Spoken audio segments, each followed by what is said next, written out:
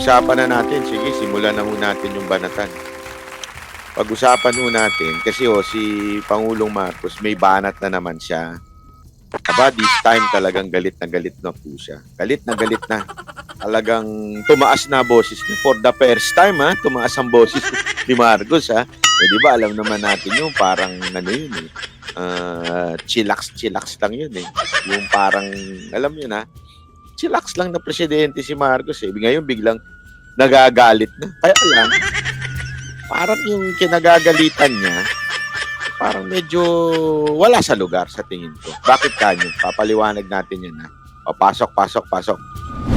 Daw ni Pangulong Bongbong Marcos sa mga may kinalaman sa kasunduan ni dating Pangulong Rodrigo Duterte sa China na tinawag niyang secret agreement.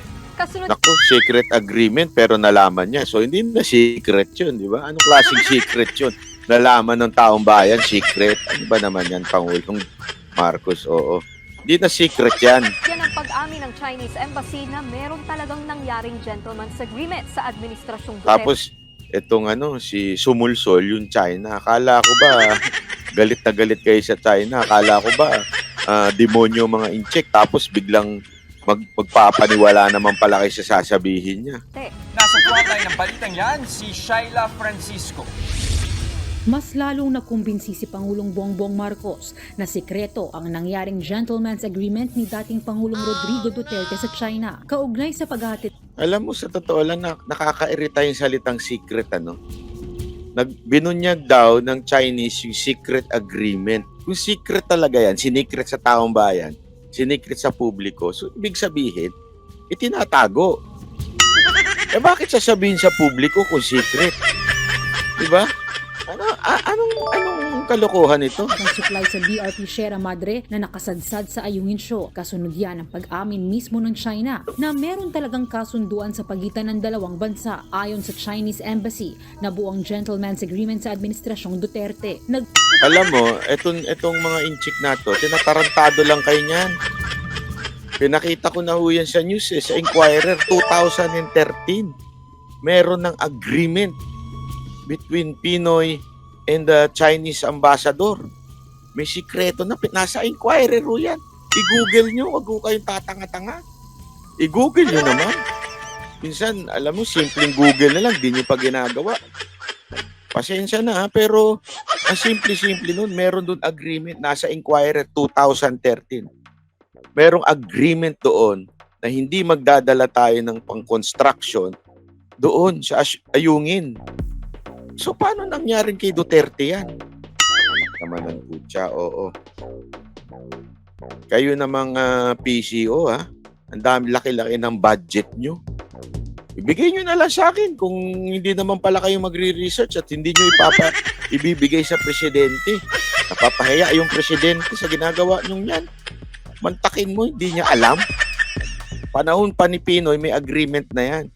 Kaya nga ang sabi ni Pangulong Duterte, status quo, as is, where is, ibig sabihin, tuloy-tuloy lang kung ano yung naging kausap agreement before. Lahat yan nasa balita, pinoint out natin yan. Anto, ulit-ulit? Dapat dito magalit si Libayan Kasi paulit-ulit Simpleng bagay, di nila lang i-review. Patuloy raw yan sa unang bahagi ng termino ni Marcos hanggang sa noong February 2020. Tapos magpapaniwala kayo dito sa Chinese Embassy na to. Siyempre, akala ko ba sila kalaban? Siyempre, pag-aawain kayo niyan. Ganyan ang mga kalaban, lalo ng mga chismosa. Di ba? Para pag-awain kayo, magchichismisan, sasabihin dito, alam mo ba, sabi na ganito yung sinabi. Pero wala naman talagang sinabi. O nandiyan pa si Marisol, dadagdagan, di ba? Marami yan sa Mocha Girls.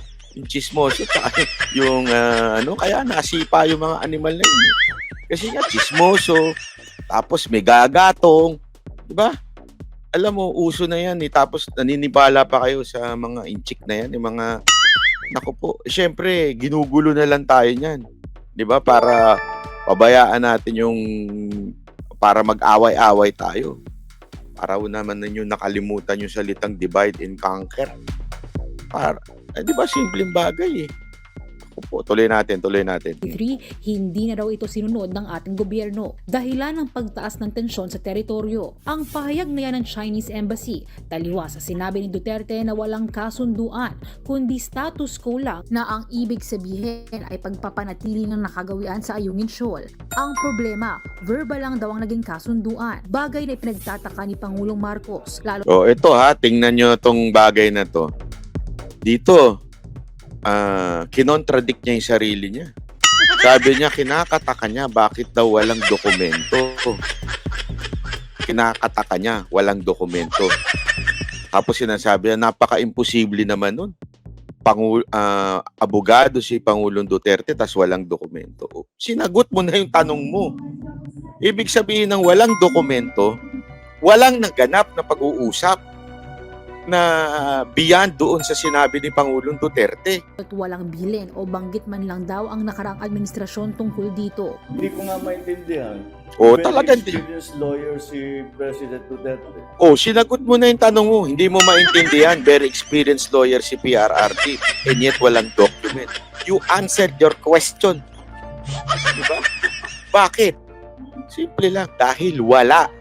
Dahil wala namang usapan. Nagpapaniwala ka sa mga inchik na yan. Ang abogado, lahat gusto nila nakasulat lahat. O, alam mo pala eh. Alam mo pala eh. Mga abogado gusto lahat nakasulat. Lalo na kung presidente ka. Lahat siya nakasulat. Tapos wala. Tapos maniniwala ka ngayon sa dikta ng mga inchik. Di ka lang pala tuta ng Amerikano. Tuta ka pa rin pala ng inchik. At dapat hindi ka nagpapaniwala, Mr. President. Kasi ginugulo tayo mga Pilipino. Walang nakasulat na kahit isang papel. Bakit walang video? O bakit walang video? Oo nga naman, tama nga naman. Bakit walang video? Ako, yan din ang tanong ko. Bakit hindi pa lumalabas yung video? Sinasabi ng isang vlogger dyan. Announcement, nothing. Bakit hindi nila sinabi? Deliberate yung hindi sinulat. Deliberate yun. It was decided in the last administration that we will not record this. It was decided in the last administration. Alam mo, Mr. Marcos, sa totoo lang, medyo sablay. Sablay talaga itong banat mo to. Pasensya ka na, ha? Sablay. Alam mo kung bakit? Nagre-react ka sa chismis. Nagre-react ka sa mga assumption mo. You are just assuming that there is something na nangyari. Wherein, sinagot na kahapon, nagpa-press-con na si Pangulong Duterte. Paulit-ulit niya sinabi. Paulit-ulit yung tanong para siguraduhin na, di ba yung mga media doon, paulit-ulit yung tanong, paikot-ikot. Pero hindi ho nalito si Pangulong Duterte at hindi siya nagbabago ng statement. Paulit-ulit niya sinagot, consistent, that there was no agreement. Ang meron lang kung ano yung dating agreement at status quo. Diba? Napakalinaw nun. Mr. President, wala ho bang nagpakita sa inyo nung press ko na yun? Yung mga balalay nyo, mga puro gunggong. Puro mga walang silbi. Yung lalo na yung mga nasa PCOO. Dahil sa katarantaduhan nyo, pinapahamak nyo yung presidente. Yan tuloy, nagsasalita yung presidente parang walang alam. Kasi hindi nyo man lang ini-inform na sumagot na si Pangulong Duterte na walang agreement. Ako naman, kayo mga nasa PCOO, sayang ang pera ng taong bayan sa inyo. Ginagastos nyo lang siguro sa mga kabit nyo, mga animal kayo. We will not announce it to the Filipino people. Therefore, it is a secret agreement. Ayon kay PBBM, hinahabol na niya mga opisyal na may kinalaman sa anyay secret. Grabe yung mga term na ginagamit ng media. Tsaka yung quote na feeling ko may nagturo dito kay PBBM. May nagturo dito na talagang he is declaring a war against Duterte. I don't know if this is timing para sa maisog rally bukas. Pero halatang may nagturo sa kanya dito gumagamit na hahabulin ko yung mga parang nakipag-usap sa China. Dito talagang, maniwala kayo sa akin, itaga nyo ito sa bato. Kung ayaw nyo sa bato, sa puno nyo itaga. Itaga nyo ito. Kakasuhan to. Kakasuhan ni Marcos to si Duterte. Tingnan ninyo. Sigurado ako bago mag 2025, kakasuhan to. Idadamay na yung mga kaalyado ni Duterte. Secret agreement at may mga tanong ang Pangulo na dapat umanong masagot ng mga sangkot sa naturang kasunduan ng nakaraang administrasyon. What did you agree to? Wala nga eh. What Tanga. did you compromise? Ay, sorry naman, Mr. President. Wala nga agreement. Ano yung pinamigay ninyo? Walang Bakit pinamigay. nagagalit sa atin ng mga Hindi. kaibigan natin sa Siopa China? o siomay, yun lang ang pinamigay. Siyempre, pinakain yung Chinese ambassador ng Chinese. So, binigyan ng siopa o siomay. Yun lang binigay. Walang binibigay na, di ba sinabi nga ni Pangulong Duterte? Ano sabi ni Pangulong Duterte? Walang nawala. Tanungin kita, Mr. President. Ito sling question. Meron po bang nawala na lupa o land na natag ngayon? Uy, bakit? Chinese na nandun. Wala. Panahon ni Pinoy, meron. Diba? Yung umatras tayo noon dahil sa dikta ng Amerikano, pinatras tayo. Tapos nakapag-build sila ng parang base nila doon. Panahon ni PRRD, walang ganyan. May nakita kang nila na before PRRD, wala nang nakalagay na structure dyan. After PRRD, nagkaroon ng structure. Wala. Ikaw ang makakasagot nun. Ikaw ang presidente ngayon, hindi si Duterte. So, ikaw ang makakasagot kung meron o wala. Eh, wala eh. Walang nawala. Ay, naku naman, Mr. President. Oo. We need to clarify the situation because nalalagay ang Pilipinas sa alanganin. Kabilang sa mga pinagtanungan niya si National Security Advisor Eduardo Año na dating DILG Secretary. Tapos, ang dami mong tinatanong, Mr. President. Ba't di mo na lang tanongin si Pangulong Duterte? Sigurado naman ako may contact. Ito, bigay ko sa iyo yung number. Para sa iyo, tawagan mo na ng diretso yung assistant niya. Pwede mong itanong. Ha? Tatay D, meron bang kang binigay sa Chinese? Totoo ba yung sinasabi niya? Kasi alam mo, ganito ginawa sa atin ng mga China eh. Nagkwento ng kung ano-ano, tapos ikaw pinaniwalaan mo. Diba? Ganun yung sa mga magkakaibigan eh. Kunwari, may magkaibigan, tapos may isang amuyong, biglang bubulong doon sa kaibigan. Ay, alam mo ba yung best friend mo? Ha? Binabanatan yung jowa mo. Ikaw naman, tatangata. Hindi ikaw tanga, yung jowa. Bigla maniniwala ka. Eh, yung pala, kaya pala sinasabi, chinichismis yun. Eh, dahil inggit lang. Diba, ganun ang mga inggitera eh. Chismosa eh. So, inggit lang. So, kakausapin ka, sisiraan yung dalawang mag-best friend para mag-away sila. Tapos, kayo na ngayon na mag-best friend. Diba, ganun ang siraan yun eh. Tapos naniwala ka naman. As simple as, di ba, communication is kailangan kung talagang may narinig kang hindi maganda, dediretsuhin mo, paprangkahin mo, uy, totoo bang sinabi mo to? Totoo bang ginawa mo to? Ba't di mo gawin kay Presidente? Is a relationship nga, any relationship, even families, nag-aaway because of miscommunication. How much more kung bansa ang responsibilidad mo? Ayaw mo man lang magtanong ng diretso kung sino-sino amuyong ang tinatanong mo. Kung sino-sino dyan. Eh, akala ko ba this is a secret agreement between PRRD and Xi Jinping? So the only person who would know about it is si Pangulong Duterte. Bakit di mo tanongin ng diretso? Ba't paikot-ikot ka pa? Kung sino-sino pa tinatanong mo? Ano ba? Natatakot ka ba kay PRRD? Bait-bait yung tao na yun eh. Pero sagot daw ni Año sa Pangulo, hindi siya kasama sa diskusyon. Giit naman ni Pangulong Marcos, handa siya makipag-usap kay Duterte tungkol sa naturang O bakit ang tagal? Handa ka makipag-usap pero hanggang ngayon di pa kinakausap.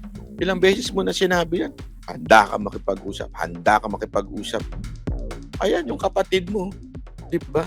Feeling close sa mga Duterte, si Amy. Bakit di mo gamitin yung kapatid mo? Uy, kausapin mo nga yung mga Duterte. Tanungin mo nga kung ano ba talaga yan. Ano pagsilbi niyang kapatid mo? Na putak ng putak dyan. secret agreement basta't ibigay sa kanya mga dokumento para mapag-aralan din niya. Ipinagkibit balikat lang naman ni Pangulong Marcos ang hirit ni Duterte na crybaby siya at lagi raw umaasa sa Amerika. You know, to be a crybaby, you have to cry. Did you see me cry? I don't pay any attention to that. I really don't. That means Mr. President, when you say crybaby, it doesn't mean literally umiiyak. Kasi may mga crybaby dyan na hindi nga umiiyak publicly, pero sa loob mahina.